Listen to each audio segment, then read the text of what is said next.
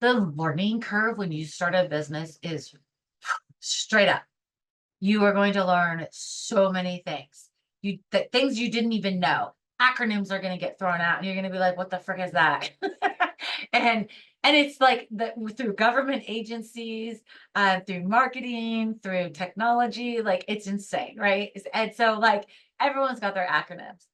The understanding your learning style is a really good way to help you very quickly identify what is going to work for you. So there's different types of learning, right? There's audio, there's visual. I'm kinetic, which is a whole time I have to see it, touch it, experience it. Like I have to have like a full immersive experience. And that's how I teach too. Is I'm like, here, you can just listen or you can watch the video. And by the way, open up a new window. We're going to do this together because I'm like, it is so complex, the different types of learning styles. That is not true in all trainings. So when you're going out there and you're starting to like expand your knowledge, either for your business or your focus of your industry and what you do, you want to look for people who have full LMS. See, there's your first acronym. If you don't know it, it's a learning management system. Most people know it, but I don't want to discredit someone who doesn't know it because you might be new to this. And that's a real thing. But you want to look for someone who has an LMS, even if it's a custom built one, because the reality is inside of an LMS, they usually have audio, they have video, and they also have tutorials of how to. And then a lot of times too, because there's people who just are visual and can like read and you just need a checklist. I'm a firm believer in that too. Like, yes, the videos are great because I can pause them and I can go and do the thing and then go back and start the video again and then take the next step. But if I also have like a list and it's written out, it's always helpful for me because then I can go back and like check it off and be like, okay, I did all of those things. It should be working. Now I'm going to publish it and see what happens. Right. So when using those templates, checklists, things like that are really good for visual learners. Those that are audible, you know, usually like a checklist also helps or some type of visual template. So that way, after you've heard it, you can go and act it.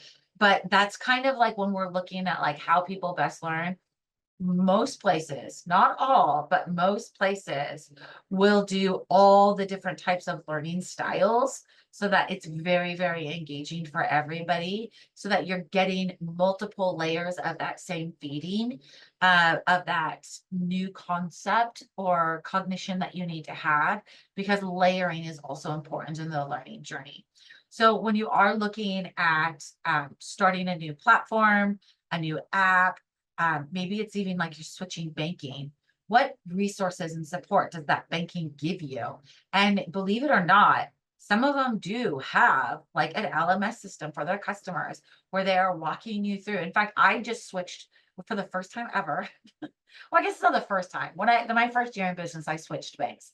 But then these years later, I have not switched banks. And I switched banks for the first time in 2024 into 2025. Like I found that like right in between the years because I wanted to minimize paperwork and made the switch.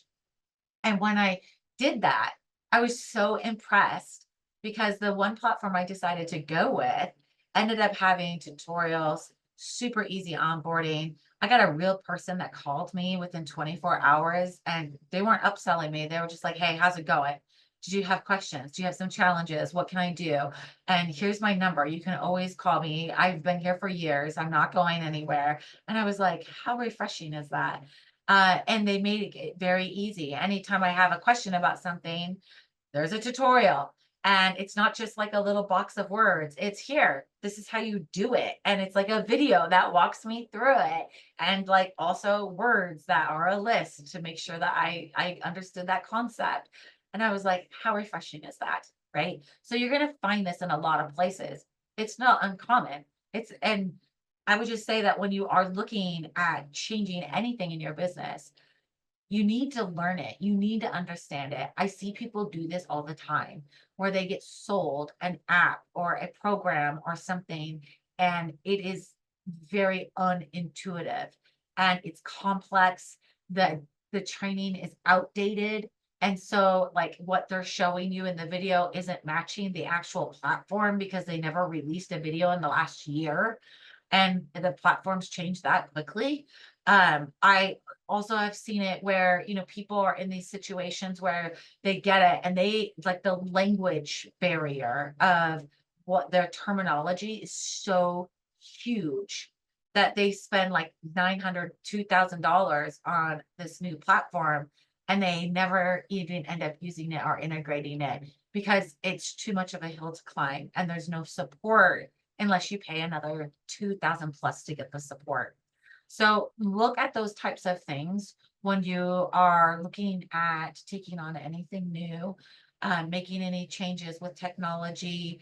Also, I would suggest looking at this and understanding this when you're onboarding employees. I have a whole strategy for how I onboard employees, and it's a little bit of chaotic shit show sometimes, but over the years we've gotten better at it. Um, and because what happened is my business got so complex, I was like, oh my gosh, it was just this beast in 1 year. It like scaled and grew so fast that we had to go through and redo all of our training at once because so much had changed and that was painful.